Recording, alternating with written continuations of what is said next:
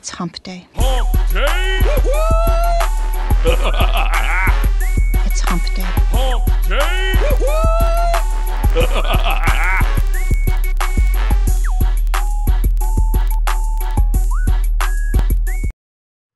We are live, and since Adam's not here today, I will do the introductions. Hi, guys. This is Hump Day Hangouts episode 93. It is August 17th, 2016. We've got Chris and Hernan and Marco on with us today. I'll go right down the line. Hey, Chris, how are you? Doing good. How are you doing? I'm doing well. It's hot, though, here, man. I feel like I'm starting to sweat. I got this stupid curtain up behind me, and the air conditioning doesn't flow, and the it doesn't circulate, and it's like 100 degrees in Virginia right now. It's nasty. It's hot. But, Hernan, how are you doing? Hey guys, hey, what's up? It's the price of success, you know what I mean? You need to look pretty on camera, so you need to ditch the air conditioning. Hey guys, what's up? And last but not least, Marco, how are you? A lot better than you, it seems. Apparently. Moved to Costa Rica, man. Yeah. Yeah, all right. Well, we've only got a couple announcements today because, again, Adam's not here, and he's the king of that. So a couple of them. Number one is the Video Marketing Blitz webinar, bonus webinar for anybody that purchased Video Marketing Blitz through the promotion we did with Abs. That's today. That's immediately following Hump Day Hangouts. Mastermind members can all attend regardless of whether you purchased or not. Anybody else, you have to have been a purchaser in order to attend the webinar. It's a case study in a webinar, and I'm actually going to be laying this out during the webinar today, but I'm going to do another follow-up webinar, second one, basically, for this case study in 4 to 6 weeks. So there will be a secondary follow-up webinar to the one that we're doing today. If anybody did not pick up Video Marketing Blitz and you're interested in it, you can still do it, and you would still get the recording sent to you, or the replay sent to you after today, and then the follow-up webinar in 4 to 6 weeks. You would also be able to attend that. I will drop this on the events page, just in case anybody's interested. Video Marketing Blitz. And then what we're going to do is do it, like I said, do a follow-up webinar on that, because there's some things that I want to do with the case study to take it even further. And so that's something that I definitely want to schedule. Excuse me. The next one is Content Kingpin. Content Kingpin is our content marketing training program that's going to be coming out. It's launching on August 30th, Tuesday, August 30th. So if anybody's interested in that, Hernan's going to drop a link for, if anybody's interested in promoting it before the launch or for the launch, Hernan's going to drop a JV page link right on the event page. Go ahead, Hernan. I'm dropping it. I'm dropping the link now. So if you want to promote, we're launching pretty soon, and it's going to be a pretty badass funnel. So if you guys want to join, I'm dropping the link here. Yep, and that's in 13 days from today. So, and then last but not least, Hernan's got a post that he did, a guest post on the SEM Rush blog, and so we need to. We're going to ask everybody that attends the Hump Day Hangouts to go +1 it, like it, share it, tweet it, do whatever you want, comment on it, but show Hernan some love. So this is Hernan's SEM Rush post.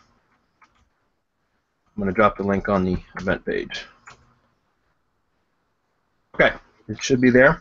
And yeah, guys, go show that post some love. Every time he gets to do a guest post for us, we all try to support those as much as possible. So with that said, we can get into questions. Does anybody else have anything? Chris, Hernan, Marco? I'm good. Let's jump right into it. Let's do it. Yeah, let's do this, man. Let's get into it then. I'm going to grab the screen. Hopefully you guys are seeing this okay. Yep, we see the full screen. Okay. So, yeah. All right, cool. Well, we're going to start at the bottom. Akan or Akan, I'm not sure if I'm pronouncing that right, but he says, please, I want to be clear about the SEO thing. I'm about to go into CPA. Now, most of the companies would prefer traffic from a particular geolocation. How will we be able to use your network to achieve this? Let me know what. I guess that was the end of the question. That's a good question. I'm going to let Hernan or Marco talk about that, since you guys do more like geo-targeted stuff outside of the U.S. Yeah, definitely. And there are some Sorry about the background noise, guys, by the way, but yeah, there are some CPA offers that will only work with foreign languages and whatnot. It's all about optimizing the network and the website to receive foreign traffic. You know, if you're doing like Spanish traffic, as I'm doing, and also doing some Scandinavian traffic, so it's all about the content. You can also use JSON-LE on your website and the posts and whatnot. So it's all about optimizing to gather traffic and rank yourself for those particular keywords. So it's nothing that far away from English. You just need to have in mind that there's a bunch of things that we have been talking about, you know, for geolocations in English and in foreign languages. It's work pretty much the same. So have that in mind. Yeah. And in case you get some traffic that is not for that particular geolocation, you can just redirect it, send it to another offer. And you do that on the website via some sort of script, correct? Either that, or if you have, like, for example, volume as a tracking or some other tracking platform, you can usually do it there. Okay. So the tracking platform would actually determine where the visitor was coming from and redirect to an appropriate offer, right? Well, I use the tracking one, but like you can do it either way. So there you go. That's something that's out of my realm because I typically just deal with U.S. stuff, so I don't have to worry about it. But thanks, guys. Appreciate that. Justin says, hey, Brad. I made approximately 50 videos and launched them on my branded network with supporting IFTTT networks. I've been monitoring them for about a month now. Some were doing really well, some were doing so-so, and others were just not ranking anywhere near the first or second page of Google. A few days ago, I noticed that every single video has now fallen out of the top 100. I was gearing up to start monetizing them. I put months of work into them. I'm really bummed. I don't know what to do. What if they never come back? What do I do in the meantime? As time is of the essence, I haven't made a single dime yet. Thanks, Brad. Okay, so P.S. I have not yet started backlinking or boosting anything. These are straight vanilla. I took the videos, streamed them to my branded network, and then it took me weeks to silo every single video. They were fluctuating, but most videos were in the top 100. Now 95% of the videos are nowhere to be found. It's like it happened overnight, which is leading me to believe that there is an issue on my end. ProRank Tracker isn't even tracking them properly, as I've been looking at the ones that are ranking, and they aren't even there. I can't find them doing a Google search. Really weird. How do I start working on contacting prospects when I don't even have any videos and I'm able to locate using Rank Tracker? Hope this has this ever happened to you before? Please detail the best course of action at this point in time. Thanks so much. All right. Well, here's a couple things, Justin. Number one is welcome to the world of SEO. You know, that's part of the process. I'm not saying that to be a dick. I'm saying that because, you know, that's what happens sometimes, man. I mean, sometimes you work on stuff and then you end up losing the asset, and it sucks. It really sucks. It happens to all of us. Anybody that's been doing SEO for any period of time has had it happen before, and it's probably going to happen again. You know, we try to limit or mitigate. We try to reduce the risk of that happening as much as possible, but it's unavoidable 100% of the time. In other words, there's always going to be times where you're going to lose assets, and it sucks. So my first point of advice that I would make to you, and this is something that I learned over time, is to not put all your eggs in one basket. And I say that all the time on these guys, but what I mean by that is, instead of putting, I understand you created 50 videos and it's across a network, you know, or a couple networks, whatever it is that you've got, and you put all of your work into that. You even mentioned it in your comment that you've been working on those for months. And I get that, and I understand that, because you want to, you know, that's really dialing in and focusing. What I want to suggest, number one, is that you always are building new assets constantly while you're waiting to get some of them to rank. So for example, once you've created digital assets, whether it's a YouTube channel with several videos, or a website that you're going to use for local lead gen that you're trying to rank in maps or organically, whatever, doesn't matter what it is. Once you've created that asset, it's going to take time for you to get them to rank. Time and consistent effort for you to get them to rank, right? Again, it doesn't matter whether it's videos, websites, or whatever. But instead of, once it's built, focusing all your energy on just getting that digital asset to rank, you should also always be continuing to build more assets, because this is going to happen from time to time. And the problem with building an asset and then putting all of your attention into ranking that asset is if this happens, you're stuck. You're left with nothing, right? You've lost it all.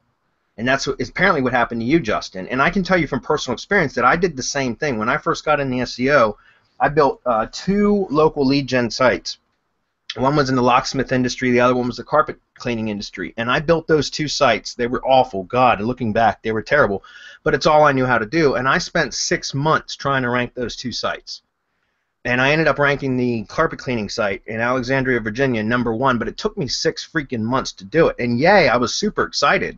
Right, but I only had one asset that was monetizable at that point. And then so later on, when I started to get better at doing it, and I was able to repeat the results, I still made the same mistake. I would build like 2 or 3 tree service sites. Once I got into the tree service industry, which it's a hell of a lot more lucrative than carpet cleaning, I'll tell you that. But once I got into the tree service industry for generating leads for that, I would build 2 to 3 tree service sites, and then I would focus all of my attention on ranking those sites. And sometimes it would take me a month, sometimes it would take me 90 days, sometimes it would take me more. But what I should have been doing was building more and more sites at all times. I should have been building 3 or 4 sites per month is what I should have been doing every single month, month in and month out, because some of those assets would rank quickly with little work, while others would take a long time to rank with a lot more work. But then I had multiple little streams of revenue coming in from various sources while I was working on the digital assets that were taking longer to rank, if that made sense. So, and if in the event anything were to get slapped or penalized or de-indexed, which again, when I first got started, that happened to me a lot because I was always testing the limits. It wasn't so catastrophic because I had other assets that were producing revenue or close to producing revenue. So my first suggestion to you would be that, even though I understand you put a lot of work into that, and that sucks, dude, there's no doubt, and I completely sympathize with you. But at the same time, you should constantly be building new assets at all times so that this doesn't happen again. So that's number 1. Before I move on, does any one of you guys want to comment on that? I just wanted to add something real quick, Bradley, to what you say, which I think it's super accurate. There's something that I really like about, for example, Terry Kyle, that he will say, if, in order to be efficient as an SEO, you need to be putting out as many properties as possible, because right off the bat you do not know what's going to rank and what's not. That's right. And that's true, and that happens to everything. It happens to videos. It even happens to pages from within the same website. Some pages they will rank and some others don't, and some pages will rank for the wrong keywords. But the point here is that you become a much more efficient SEO when you start focusing on the winners. That is, when a page, a video, or a website is ranking on page 2 or page 3 for a term, even before you started, optimizing it, you have a winner. Some videos will rank like instantly, and some others won't. There's some randomness into that, which I think it makes a lot of sense. So, at some point you live and you learn, Justin. So it is what it is. But it's better to be efficient with your time and keep cranking out those websites and double down on the winners. Yeah. And the other part of that I want to. I'm sorry. Go ahead, Marco. If I can stop you for a second. Sure. I'm looking at this and I'm going to say that all isn't lost, man, because he said he did have some ranking near They'll probably first, come back. Yeah, near first and second page. But even if they don't, he has really good intelligence on what's ranking and what won't. And so all he has to do is take these videos, make these unlisted on these channel, create 2 new channels, divide up the videos, re-upload them. I'm not sure the speed of upload. That might have hurt him. I don't know how quickly he uploaded the 50 videos. I hope it wasn't all at once, because that might have had something to do with it. But if his branded network and the supporting IFTTT networks are still good, and he should check them and see, then all he has to do is rerun the videos in new channels for whatever was ranking, and just add supporting videos in that vertical, so that he sticks that first page ranking, and from that second page to first page. So that's it may seem like all is lost right now, Justin, and I can understand that it happens to all of us. I've lost websites. I've lost. Hernan knows I had one that was cranking out, making me some really decent money, and then Google went in and said, "No, you can't do that." And then all of a sudden you go to zero, right? You're not making any money from it. Yeah. But everything isn't lost because you learn a lot from this. You learn what ranks. You learn what doesn't. You also learn what not to do. And so now what you need to do is you have the videos. You've already produced them. Unlist them. Push them into another network. If you want to build another IFTTT tiered network, which this is video and it's perfectly good, do that. Go into Video Powerhouse and push the videos. I mean, there's tons of things that you can do with the information that you have. So, yeah. It may seem like all is lost and you're depressed and whatever, but you have a lot of good information that you can use, man. That's true. And to kind of piggyback on what you just said, Marco, because I totally agree, is, you know, you should already have some data about the keywords that were ranking, you know, which videos were ranking. So you've, just like Marco said, you've identified through this process at least the target out of your 50 keywords. You know which ones were performing the best. So those would be the ones that I would duplicate and, you know, upload to a new channel first, because those are the ones that are going to get you the results the quickest. Okay. Also, like Marco said, you could just create a new channel, and you could go actually connect the new channel to your existing IFTTT networks and just use the same network. So you don't even have to build new networks. And just, like, again, like Marco said, unlist the videos on the channel that are not, you know, your original channel. Here's the thing. You've already syndicated those videos to your networks from the original channel, of which, for whatever reason, right now your videos aren't ranking. And again, I suspect that they may end up coming back. But if they don't, the point is you've already syndicated those. So you've already got those embeds from those videos already out across the web, across multiple properties, multiple networks. So there's juice flowing into those flowing into that channel. Even if those videos aren't ranking, if you unlist those videos and then drop links in the description of the unlisted videos to the new videos that you upload to the new channel, you can use the same videos too. You don't have to recreate the videos. Just use the same videos. Just upload them to a new channel. Then point from the existing or the old channel with a link in the description to the new video. Even though it's unlisted, it just means it won't show up in the index anymore. But it will still push juice. And so you've already got some assets out there on the web that, even though they might not be indexed or ranking, doesn't mean that you can't utilize them and help you to rank the new videos that you're going to publish to a new channel. Okay?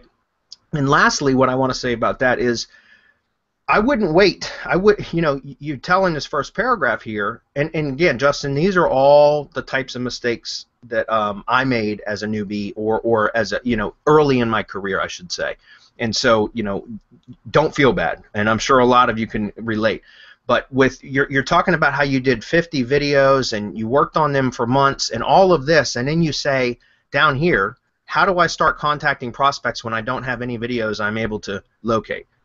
So my point is, why would you go after 50 videos? And I'm saying this like to everybody in general. Why would you go after 50 keywords and 50 videos and try to and work on all of that for months before ever trying to contact a prospect? My point is why not work on 5 videos maybe? And as soon as you get some results, start contacting prospects so that you can start bringing revenue in. Because just like you said right here, as time is of the essence, as I haven't made a single dime yet. And for months you've been working on this and you hadn't made a dime. Don't wait until you have 50 videos that are perfect and that are ranking before contacting prospects. Rank 5 videos. Out of the 50, you said some of them were ranking. Those you should have immediately started contacting prospects on and trying to sell that service or rent them or whatever, however you were monetizing those videos. You should have done that so that you can immediately start generating some revenue that then you can reinvest back into building your infrastructure further.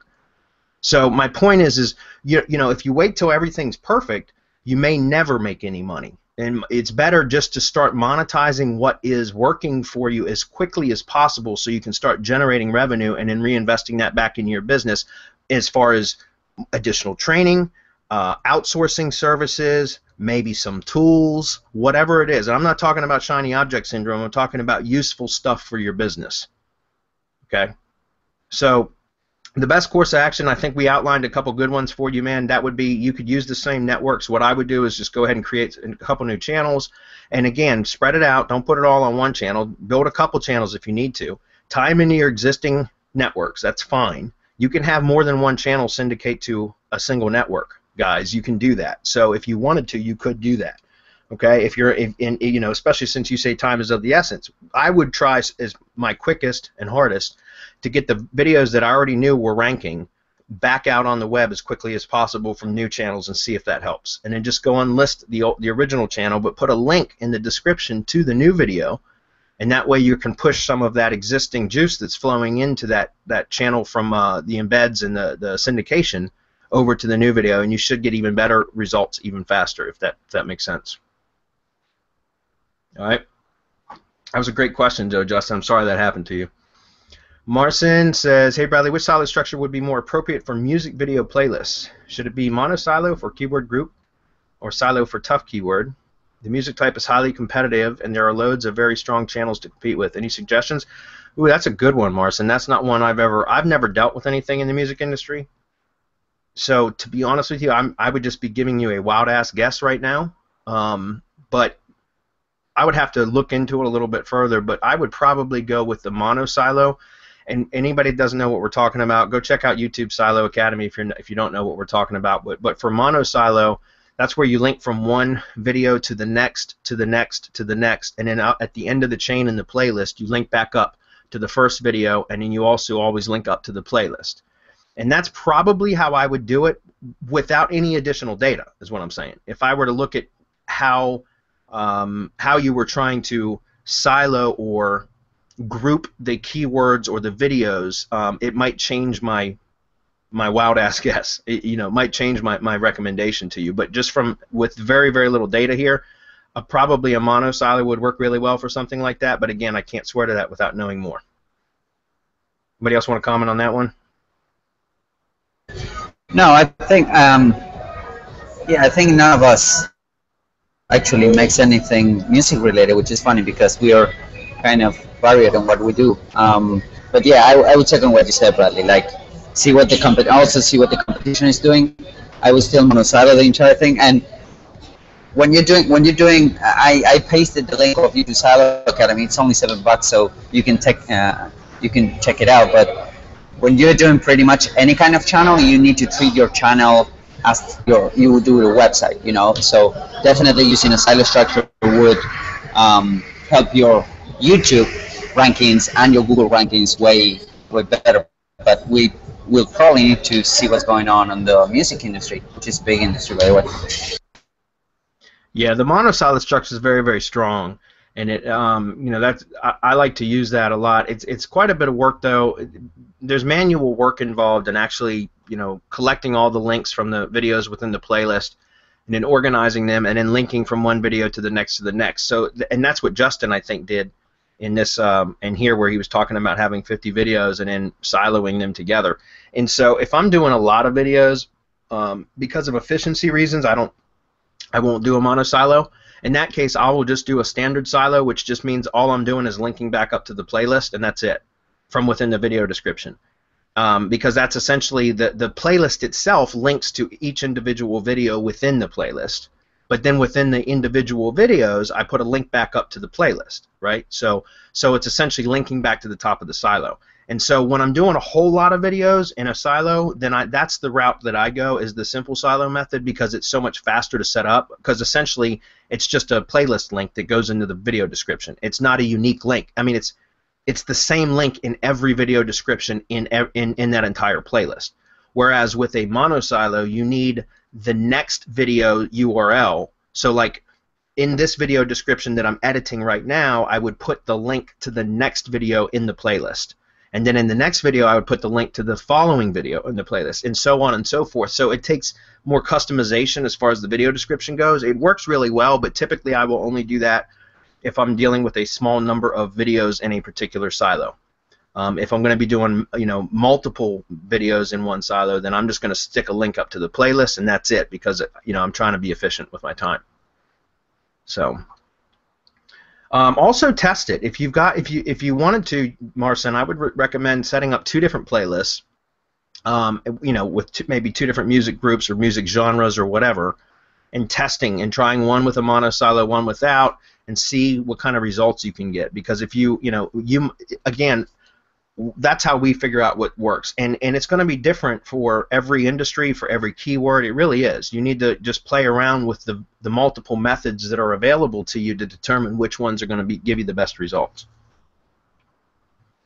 Dean says, regarding link building to IFTTT properties, how does one check what links and/or anchor text ratio have been successfully built to a property if, for example, links have been bought from other organizations than Semantic Mastery? Because upon checking Majestic SEO, it would appear that little to none of their properties seem to get crawled by Majestic.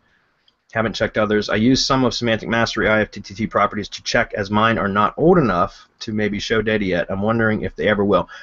Dean, a lot of those, because of their, the spam type properties that we post to with GSA and the various types of link building tools that we use, they don't get crawled or indexed by Majestic and or Ahrefs. At least I haven't used Ahrefs much in about the last 2 years because I've been pretty much using Majestic only. But about 2 years ago, when I was using Ahrefs more than Majestic, I noticed that Ahrefs picks up a lot more of the backlinks than Majestic. It may have changed. I don't know.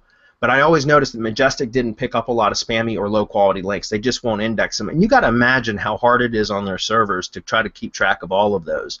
So I think, and I don't know this to be true other than just from my own observance, but I think that if there's a certain threshold that a link has to have in order for it to be included in the index, and that's, or unless you manually force it, which means, like, for example, if you were to get the links link report back from a service and then manually submit them to Majestic to be crawled, and even then that doesn't guarantee that they will be.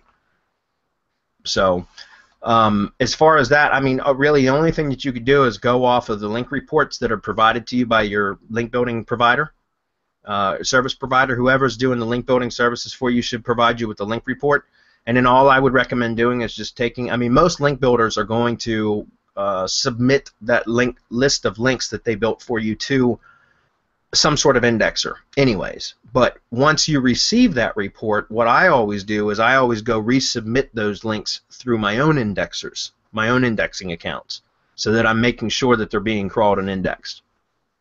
Okay? At least, wait, let me rephrase that. So that I make sure that they're being crawled. It doesn't mean that they're going to be indexed.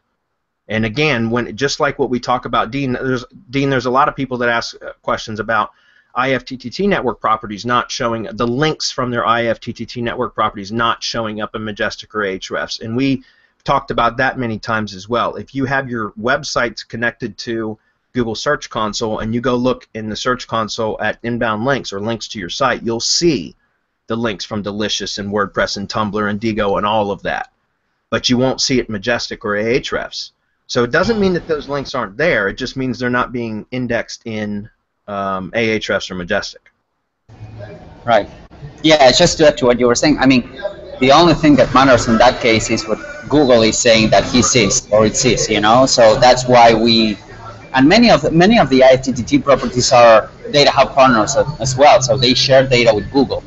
So you can definitely see that on Webmaster Tools. Now, what I usually do, Dean, is to grab the top 5 sorry, the top 5 competitors, the guys that are ranking on page 1, and plug them into Majestic or Ahrefs and see what kind of anchor text they are using, because usually you will get a ton of branded and long tail anchor text from IFTTT. Now if you want to be, if you want to sculpt a little bit the anchor text, you want to go with other link sources, like for example press releases. Okay, press releases will help you a ton on that case. So just grab the top 5 and see what they're doing on a page level and also on a root level. You want to see the root, which kind of backlinks and the anchor text they are getting, and also the page that's ranking, because usually you will see that, on the big websites you will see that the root is highly de-optimized. I mean, like 80 to 90% of that it would be, branded or URL anchor text,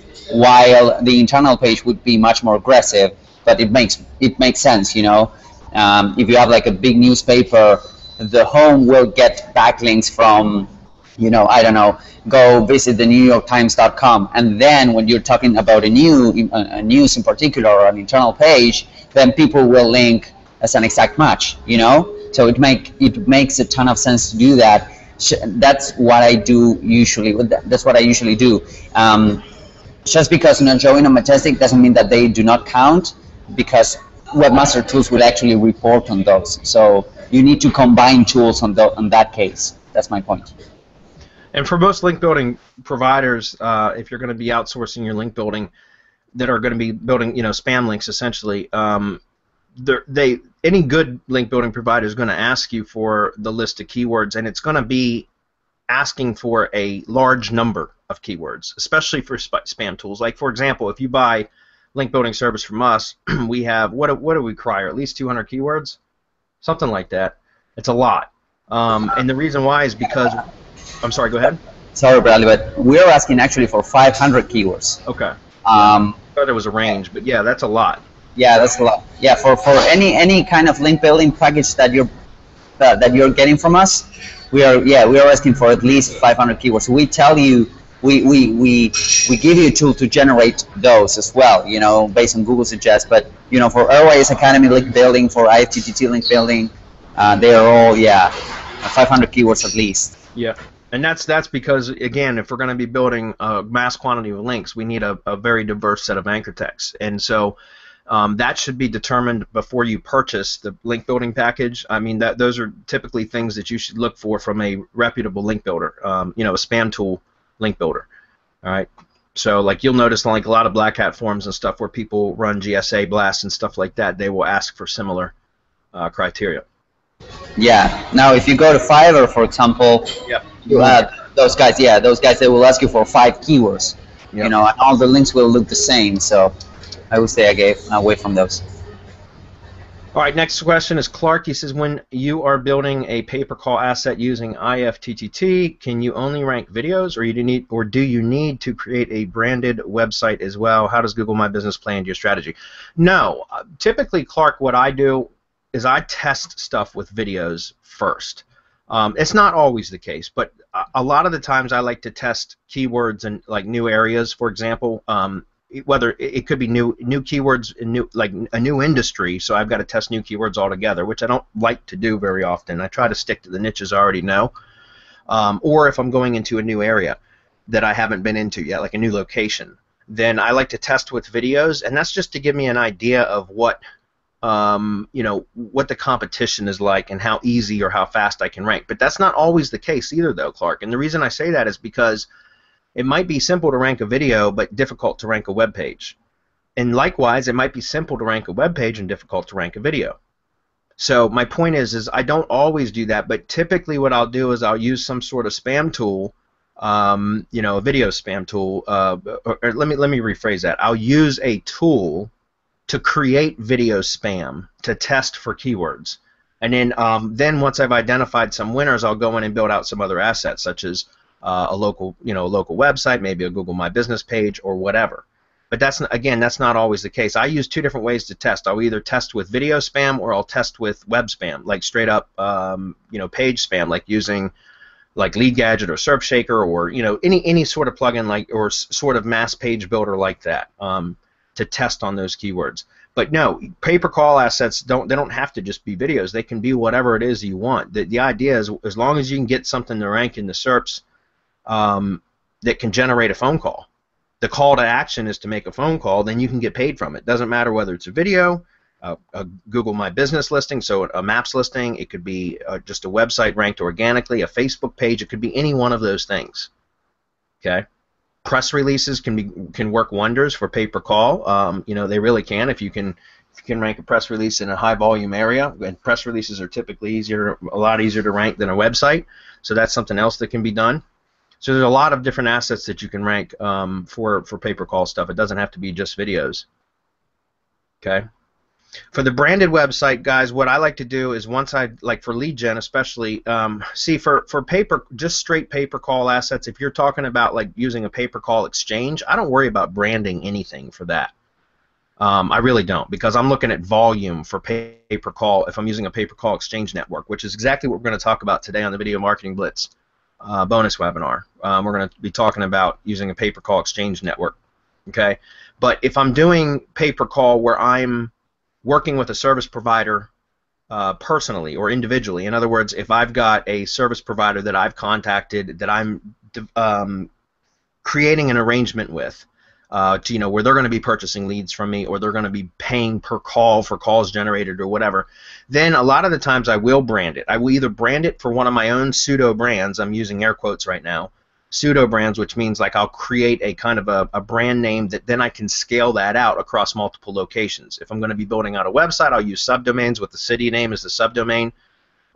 Stuff like that. Like that's typically what I'll do. Or if it's a pay-per-call service provider that I'm working with that wants like a long-term engagement, or they're going to be doing a lot of volume with me or whatever, then sometimes I'll even build out branded assets based on their brand.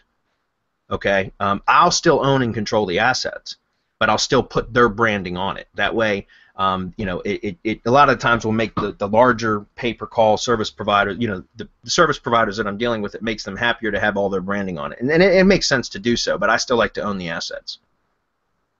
Okay. Otherwise, you're just doing client work, right? So, okay, Wong says, "Hi, Semantic Mastery Team. Hope you guys are doing well.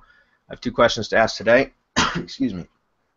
Question number 1: my money YouTube channel is only dating product review. When doing links to my IFTTT network, how do you guys find 200+ keywords for the highest link building packages in the GSA blast for networks with current only 1 product review post? Also, is it safe to use link building from SERP space to my money YouTube channel? Okay, so for the keywords, what you want to do is, if you are drilling down into, if you're drilling down into a very, very specific keyword or a product name or something like that, then you need to back up. Like, think about it from a wider angle. Like, take a wider view of it and look for the more broad or general, the more category type keywords. In other words, what niche is that product in, and what kind of broader terms can describe that? Does that product or keyword fall within? Okay, and then just go with the more general terms, because remember, what we're trying to do with the link building service, guys, the spam links that we build, is not necessarily it's to push juice into the infrastructure, right, into the network and into the structure. We're trying to push juice into the structure. It's not so much about the keywords. That's why we always talk about going with real broad terms, generics. I don't even use brand terms for the spam usually. I like to just use generics and URL anchors or naked anchors, and then the broadest of keywords. So, like, for example, if we're talking about tree service, and just as an example, we can go broader with home improvement and landscaping and gardening and hardscaping and those kind of things that aren't necessarily the same as tree service, but it's a broader term. Another thing is, and I know that you're talking about product review, but on a local level, if we're talking about like down on a local level, like let's say Plumbers Atlanta, like if I was trying to rank something for Atlanta Plumber or Plumber Atlanta, whatever, then I would look for plumbing keywords, home improvement keywords, maybe remodeling keywords, right? All of those types of things that plumbing can fall within, but I wouldn't be looking for like plumbing repair Atlanta, not for those types of links. Like those link building packages, I wouldn't use any local modifier. And I know you weren't asking about local, but what I'm trying to do is just illustrate how you want to go with broader terms, right? And you can pick a broader topic that your topic falls within and use those as well. Because again, all we're trying to do is go out from, like, think of it like a funnel, guys. You've got the top of funnel, which is the widest and the broadest, and then you got all the way down at the bottom, the exit point of the funnel. That is your most narrow, your most targeted keyword. That's what you want to rank for. What you want to do with the link building packages is always go with like the top of funnel type keywords, the broadest of keywords. Does that make sense? Maybe Hernan, can you comment on that, because I know you might be able to explain it a different way. Yeah, just have in mind that we don't, I mean, we ask for those kind of keywords, but we also throw in the mix URLs and generics, you know. Right. So we don't end up, I mean, we end up using the entire list, but we also mix it up with generics and URLs, you know. So the amount of, I mean, the possibilities of two links with the same keyword, repeating the same keywords, are like, you know, near none. My point here is that when I'm doing that, and sometimes it happens, we are using a great tool called Keyword Sheeter. That's a tool that you can get access to from the forum itself. It will redirect you to Keyword Sheeter, and that they are using Google Suggest. to scrape all of those keywords.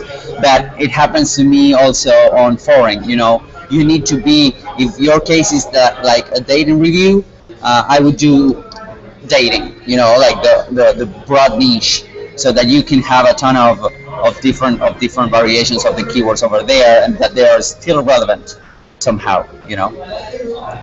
Yeah, and I'm going to show just a real quick demo, guys, of this, just real quick, because, and I dropped the link on the event page just a second ago, but this is my favorite keyword tool of all time, guys, and it's no doubt, and I think it's $57, and I just dropped the link. Seriously, it's one time, and it's probably the best $57 I've ever spent online, because I use this tool religiously, guys, and it's a great tool. And so for something like you, like dating channel is only dating product review. I don't know what the name of the product is, but guys, what is it? The Tao of Badass or something? Give me a dating product, somebody. Title. Yeah, the Tao of Badass can do. Is it TAO of Badass or TAO? Yeah, TAO. It comes up. All right, so you guys can see this. This is Power Suggest Pro, and I put Tao of Badass in, which would be just a dating product, right? So my point is, put your dating product in, and now look at this, guys. It's already at 200 keywords, and it's only been about 10 seconds. And so what this is doing is pulling out all the Google Suggest terms that use that product review in there, that title. So that's something else that you could use as anchor text, just these types of keywords. The other thing you could do is go with other dating products.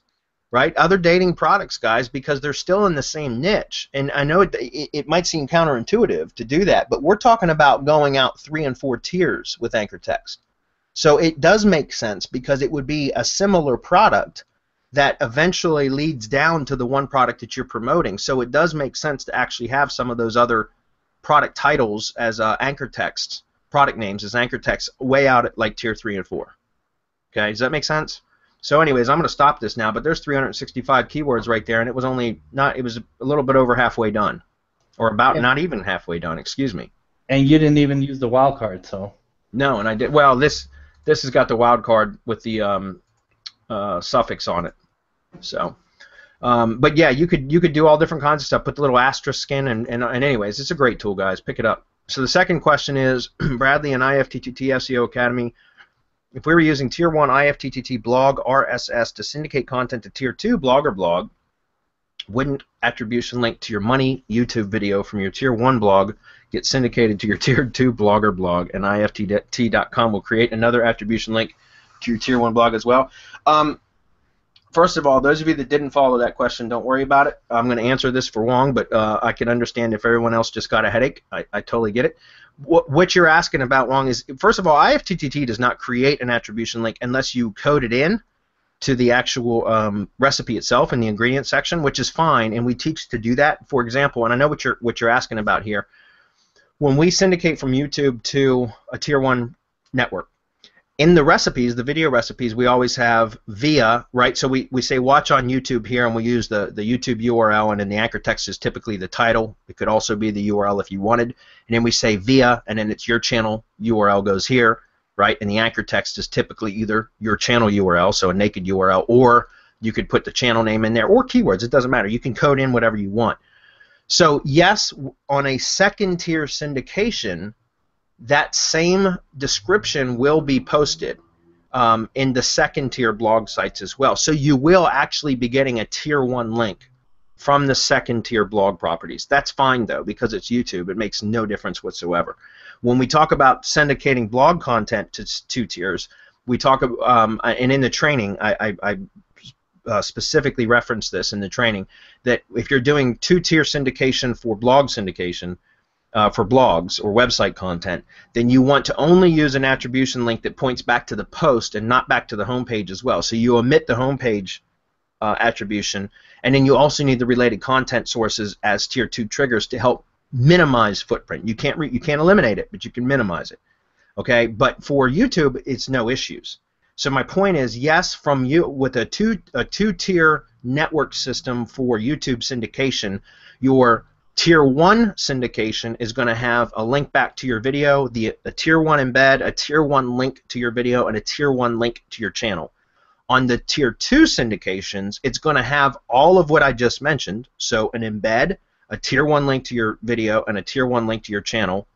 And it's also, if you code it with the tier 2 recipes, right, you can also have a attribution link pointing back to the tier 1 blog that's syndicated to the tier 2 property.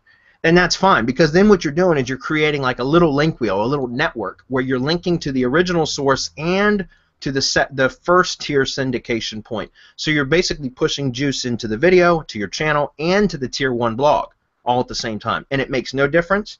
That is exactly how it should look when you're done for YouTube syndication. So he asks, am I setting up my tier 2 recipe correctly if above scenario happens, or is there any mistake I should rectify? No, that is absolutely fine, Wong. Again, there's no footprint issues with YouTube syndication. So because of that, we don't worry about it. But that was a great question, by the way. Okay, Ryan says, I've been loving Bluechip Backlinks. Do you do anything to get your HTML sites re-indexed faster? Thanks. Ryan, the best thing to do is just go submit them directly to Google Search Console. That's it. You guys know the submit crawl URL. Look, just go to Google and type in crawl URL. And it's the very first link right up here. Or excuse me, the second link. Or if you put submit URL, it will give you it'll be the first link. But you just click on that. You have to be logged into a Google account. But you just drop the homepage URL there, do the CAPTCHA, and click submit request. That's it. That's all you got to do. Usually within about 30 seconds it'll be indexed. It's not always the case, but usually. Okay? That's all I do. Willie says, when doing tier 1 blog syndication, how often should posts have anchor text links back to a money site? For example, first post has anchor text to money site, second post has anchor text or naked URL back to money site. Should every post include a link back to money site? I am thinking not every post.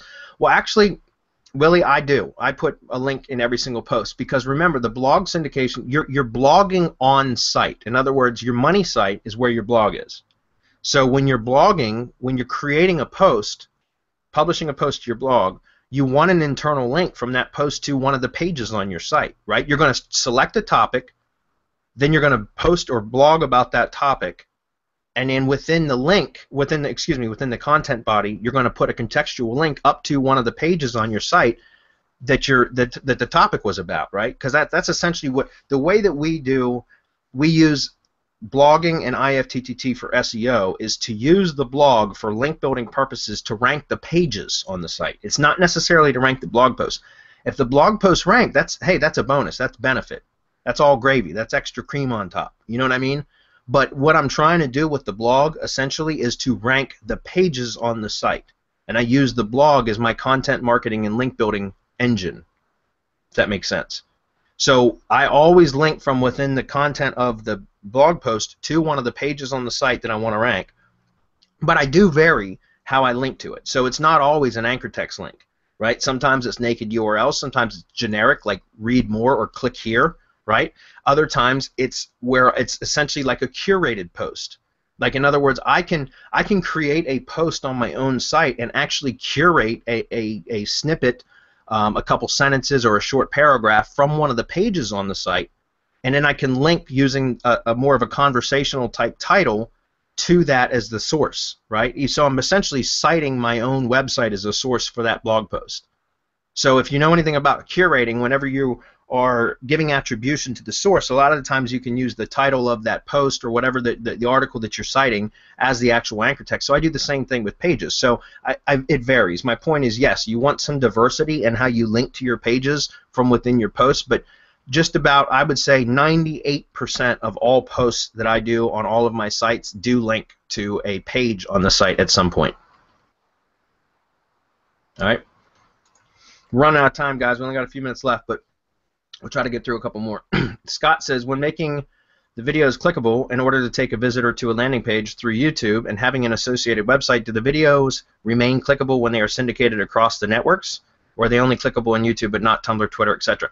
No, because it's an iframe that's being the embed, a video that gets embedded on other properties is still YouTube, right? It's still YouTube, just YouTube as iframed onto that page. So an external annotation, or any annotation, it doesn't have to be external. It could be linking to another video on your channel, whatever. Any sort of annotation, a clickable annotation link, should be viewable wherever it's syndicated to. It should still function properly, is my point, because it's just an iframe of the YouTube video. So you're essentially piping YouTube into that web page. that make sense?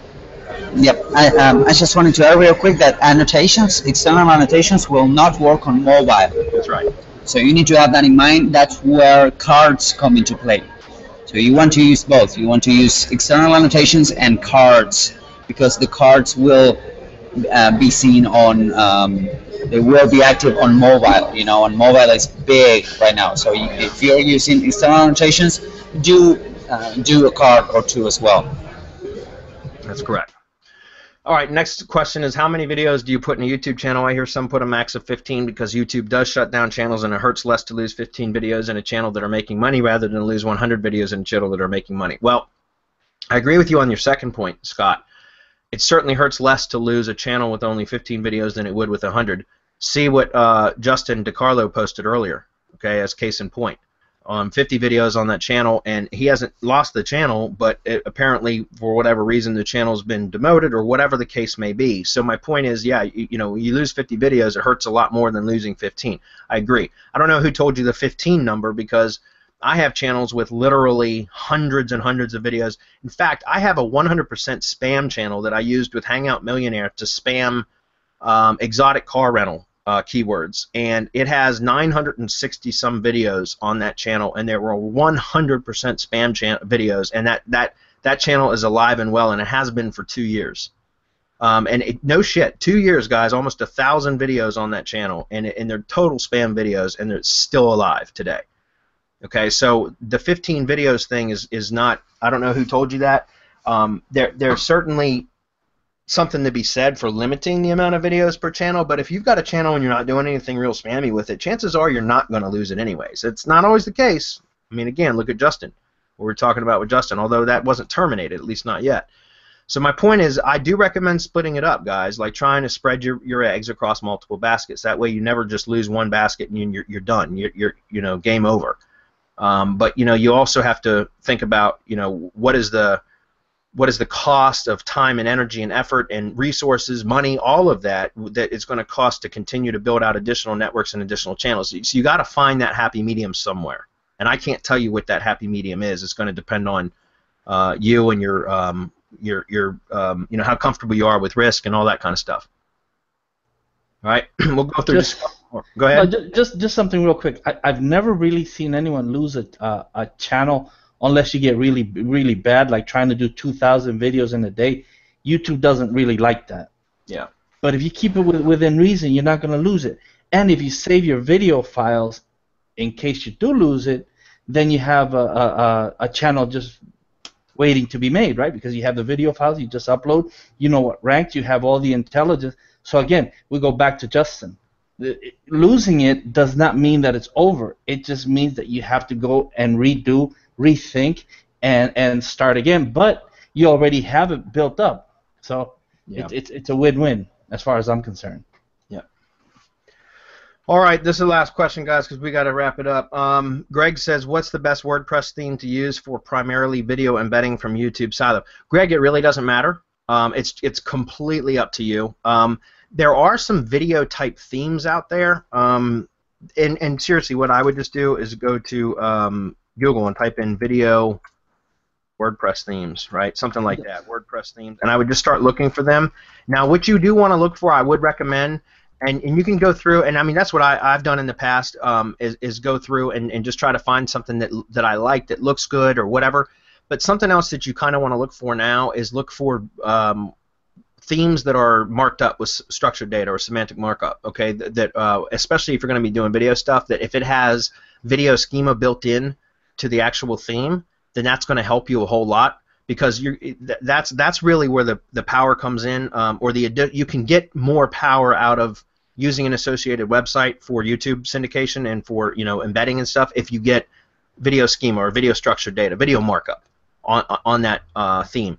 And so that's what you really want to be looking for. But really, as far as what theme is the best, it's like here's one that says VideoTube. I don't know. You just have to go look through them, and that would be a feature that I would be looking for right now. Would be looking for anything that gives video markup that's built into the theme. Or you could use plugins to do that, and then pretty much use any theme. For example, Yoast has the video SEO plugin, which will actually insert, will actually add the video markup to every video on your site.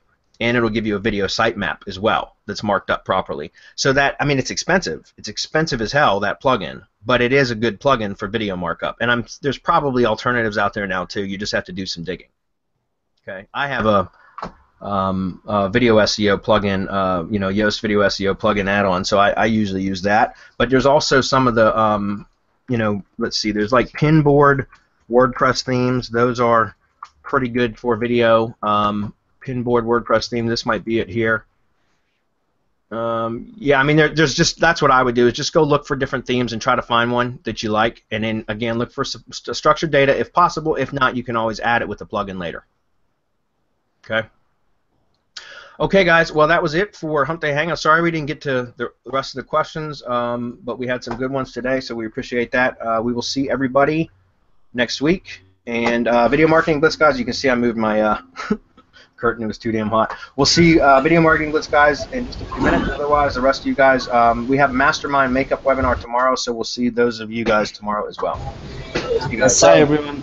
Have a good one. Bye-bye.